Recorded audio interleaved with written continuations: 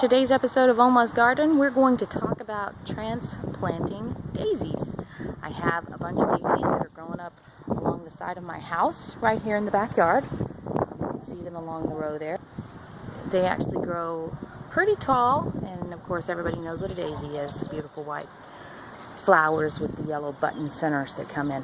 I'm going to evict one of these from their homes. I know, sad. But honestly, I want to do it so that I can plant artichokes along this wall. Artichokes need a lot of sun, and I'm going to mix them with my flowers because they have beautiful, beautiful leaves and beautiful plants. So I'm going to take these daisies and I'm going to put them in a place where they will hopefully be happy up against the blackberry trellis that we built. And you see that's up against the wall over there on the fence line. So we'll put them on either side. I'm going to do that for two reasons. One, I want to make sure that while the blackberries are coming in, I have enough texture and color there to give it some excitement while we're waiting on the blackberries to grow. And two, they will add bee-loving flowers so that we can pollinate those blackberries and make sure I get a good bushel of them. Now, when you're moving daisies, daisies kind of have a shallow root system, so they're not too terribly hard to move, but they can be a little sensitive, and that can bother them, moving them from their home like that. So you want to make sure you get the roots as well as you can down into the base of the plant so that you can move that with you. And let me kind of show you how they look underneath.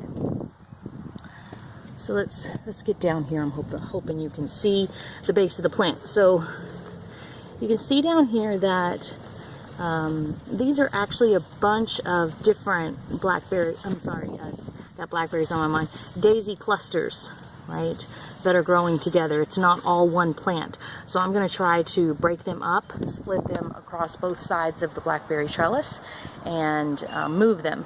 Watch me as we go.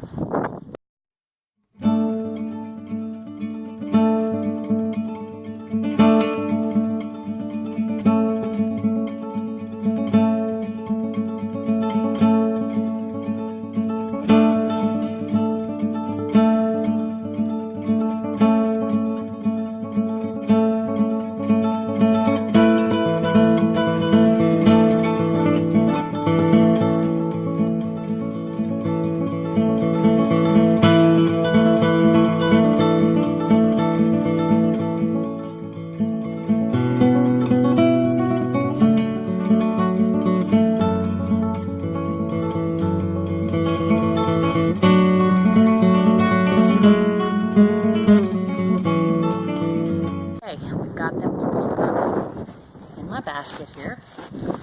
Let's get them moved. Go. Get them moved over here to the blackberry trellis. I've got just a few things here. So once again, oops, I don't want to hurt that guy. Let's move him over here where he's going to be. Now I'm a little concerned that I had to cut the tubers so badly. As you can see, they have tubes that go around them like that into the bottom, and that's what I tried to cut there, was the tubes that were connecting the two batches together. This one was fairly joined, so I was not going to cut it open any, although now might have been a good time, so you can see how they're growing in with the tubers.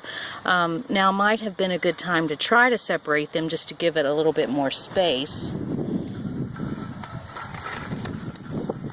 But for the health of the plant itself, I'm going to just put it holistically where it is, further back in the back. And then I'll straighten that out as we get down there.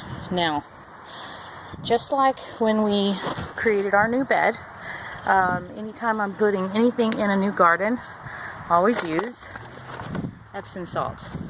A bit of Epsom salt, no more than a tablespoonful or teaspoonful in the bottom of the plant. It's good when you transplant plant. It helps relieve shock. So I'll just grab a little bit like this in my hand, kind of throw it at the bottom of the base, mix it in with the soil, and then move them in. So let's go ahead and get these babies planted, watered, and we're done.